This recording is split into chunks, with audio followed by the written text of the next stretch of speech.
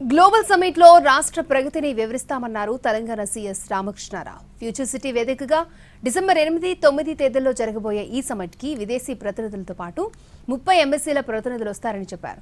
Vision డాక్యుమెంట్లను సైతం విడుదల చేస్తామంటున్న సీఎస్ రామకృష్ణారావుతో మా ప్రతినిధి సుధీర్ ఫేస్ టు ఫేస్. ప్రతిష్టాత్మకంగా తీసుకున్న కార్యక్రమం గ్లోబల్ సమ్మిట్ డిసెంబర్ 8, 9 2 రోజుల పాటు ఈ కార్యక్రమం చేపడుతుంది. అయితే ఈ గ్లోబల్ సమ్మిట్కి సంబంధించి లక్ష్యం ఏంటి, ఏం చేయబోతుంది అనే విషయానికి సంబంధించి మనతో మాట్లాడడానికి రాష్ట్ర ప్రభుత్వ ప్రధాన కార్యదర్శి రామకృష్ణారావు గారు ఉన్నారు. వారిని అడిగి తెలుసుకునే ప్రయత్నం అయితే చేద్దాం. సార్ చెప్పండి, ఈ గ్లోబల్ సమ్మిట్ అంటే ఏంటి, దీని లక్ష్యం ఏంటి?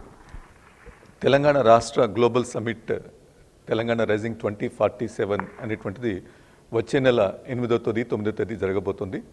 ఇది రాష్ట్ర ప్రభుత్వం, రాష్ట్ర ముఖ్యమంత్రి గారు మరియు కేబినెట్ యొక్క నిర్ణయం మేరకు ఫ్యూచర్ సిటీలో దీన్ని ఏర్పాటు చేసుకుంటున్నాం.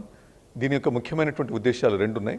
డిసెంబర్ 8వ తేదీన రాష్ట్రంలో ఏర్పడినటువంటి ప్రభుత్వం 2 సంవత్సరాలు పూర్తి చేసుకునే సందర్భంగా ఎటువంటి ప్రగతిని సాధించామో, ఎటువంటి కార్యక్రమాలు చేపట్టామో, ప్రజలకు ఏ రకంగా చేరువయ్యామనేటువంటిది వివరించడం జరుగుతుంది. 2వ రోజున మనకు ఒక విజన్ డాక్యుమెంట్, అంటే ఒక దార్శనిక పత్రం అనేటువంటి తయారు చేసుకున్నాం. 2047 కల్లా రాష్ట్రం ఎలా ఉండబోతుంది, అది అక్కడ చేరాలని చెప్పంటే మన రాష్ట్ర ఆర్థిక వ్యవస్థ కానీ ఇతర వ్యవస్థలు కానీ ఎలా ఆ మార్పును మనం అందుకోవడానికి ప్రయత్నం చేస్తాం, దానికి కావాల్సిన పాలసీస్ ఏమిటి, డాక్యుమెంట్స్ ఏమిటి, ఇటువంటివన్నీ కూడా 2వ రోజున చర్చకుంటాయి. అంటే ఈ కార్యక్రమాల్లో విదేశాలకు సంబంధించిన అతిథులు కూడా వస్తారని చెప్పేసి చెప్తున్నారు. ఏ దేశాల నుంచి వస్తున్నారు, వారికి సంబంధించి ఏర్పడలేదు? ఈ కార్యక్రమంలో ముఖ్యంగా ఏంటని చెప్పంటే ఢిల్లీలోనూ మరి ఇతర ప్రాంతాల్లో వివిధ దేశాలకు సంబంధించినటువంటి ఎంబసీస్ను సంప్రదించడం జరిగింది. అంతేకాకుండా వారిలో దాదాపు ఒక 30 మంది ఎంబసీస్ ప్రతినిధులు వస్తామని చెప్పన్నారు. వారికి అన్ని ఏర్పాట్లు కూడా ఇక్కడ స్వాగతం పలకడానికి మరి ఇతరత్ర అన్ని రకాల ఏర్పాట్లు కూడా వారు ఈవెంట్స్లో పార్టిసిపేట్ చేయడానికి, సెషన్స్లో పార్టిసిపేట్ చేయడానికి అన్ని ఏర్పాట్లు కూడా చేస్తున్నాం. 3 లక్షల ట్రిలియన్గా వెళ్తుంది అని చెప్పేసి ప్రభుత్వ ముఖ్యమంత్రి గారు చెప్పారు. దీనికి సంబంధించి దానికి ఏ విధంగా దోహదపడుతుంది ఈ 3 లక్షల ఎకనామీకి? ఇప్పుడు మన రాష్ట్రం ఈరోజు చూసినట్లయితే 2025లో $200 బిలియన్ ఎకానమీ ఉంది. ఇది వచ్చేటువంటి 10 సంవత్సరాల్లో 2035 కల్లా $1 ట్రిలియన్ వ్యవస్థగా రూపొందించాలని చెప్పి, రూపాంతరం చెందాలని చెప్పి, అంతేకాకుండా 2047 కల్లా కూడా $3 ట్రిలియన్ ఈ వ్యవస్థగా రూపాంతరం చెందాలని చెప్పి రాష్ట్ర ప్రభుత్వం భావిస్తున్నది.